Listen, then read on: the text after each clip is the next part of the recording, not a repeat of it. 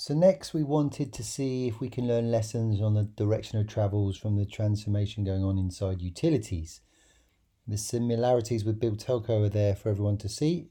Capital expensive industries, the backbone of the country, and often perceived by the public as having always been around and always will be around. And whether it's gas, electricity, or water, or maybe even current account banking on the high street or the main street, times are tough. Regulation opened competition. The internet opened up price comparison tools. Social media allows bad PR to go viral very quickly, and smaller digital natives get to find their niche and cherry pick all the upside revenues without having to pay the downside of all the underlying physical assets that need to keep operating. So we thought we'd have a little look around and see what we could find in this space.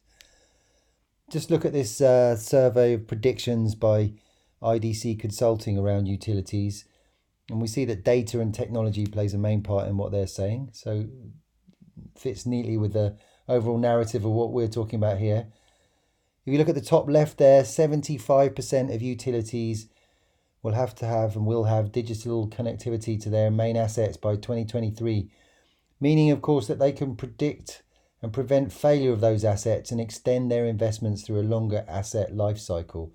Better predictive maintenance equals fewer serious outages, floods and leaks and all those things that are bad for business. And on the bottom right there, by 2020, artificial intelligence techniques will model revenue protection of revenues to reduce losses by 70%. Those are losses coming from operational failure and customer churn. They're going to be laser focused on avoiding both using data analytics. On the customer churn side of the equation, it tends to be a good customer service, few outages and good digital propositions that protect revenues. No longer can you count on, as we've listed here, power companies having customers who are somewhat inert, feeling as if they're locked in forever. Digital expectations are high. Customers expect a lot, personal service, personalized data. They're looking for recommendations and things that help them rather than seemingly help the customers. And this fact that we're surrounded by this disintermediation of pure play providers is a big challenge for incumbent companies inside utilities. People expect login portals to see account history, recommendations, including those which result in upsell, cross-sell for the utility or the brand, but needs to be done in an appealing and logical way. So we had a look at this Accenture survey, which I'm going to show you on a little bit here, the incumbent. It's a couple of years old now, but it does show how companies that are investing in their digital propositions are benefiting. So let's just have a quick look at what we see here. If we look at the top left, say 69% of customers who have a digital proposition are happy with their energy provider compared to 55% who are not. I mean, that's pretty clear, decisive at the time. 14 percentage points higher for people communicating on digital channels. And look at that one, 42% likely to recommend to a friend using digital channels over people 13%, a paltry 13% that are not using digital channels. So there's a clear benefit for the utility to recruit new customers through word of mouth. And if you just look at those three down the bottom, 73, 70 and 80%, that's showing you the benefit of having a digital dialogue, and the respondents are way more likely to engage in community and smart energy projects, which can help the utility company get fast adoption of new services and of course conserve energy, reduce waste for the consumer and the planet. I mean, overall, you see here digital offerings, essential digital channels are the ones that provide the data and insight quickly enough for companies to improve the existing products and launch next generation products with far greater certainty that they'll work. Here's one in the water industry. Castle Water is a leading independent business water supplier, supplying water to businesses in the UK, England and Scotland. Wastewater services and provision of water started only in 2014. They didn't spend billions of water pipes and pumps and sewage works.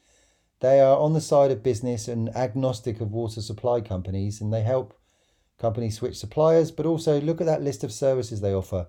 There's audits, automated readings, protection planning for leaks and outages, experts in trade effluents and disposal.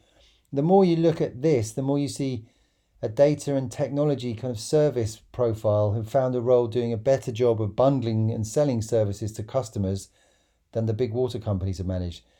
And those are the companies who spend all that money keeping water flowing around the country. You've got Trustpilot reviews there that are sort of based on, decent, high customer service and quality of digital offerings. Well done them, well done Castle Water, but you can imagine those water companies likely thinking of these as opportunist rascals, no doubt. And lastly, in this look at utilities, we picked out this slide from an Investor Day presentation at Duke Energy, by many measures the world's largest utility. And here, as I'll talk, you'll hear it, but this could equally apply to Apple or GE, pointing towards this global move from products to services, as Apple's falling iPhone sales have given way to talk of Apple News and Apple TV and Apple Health and that long list.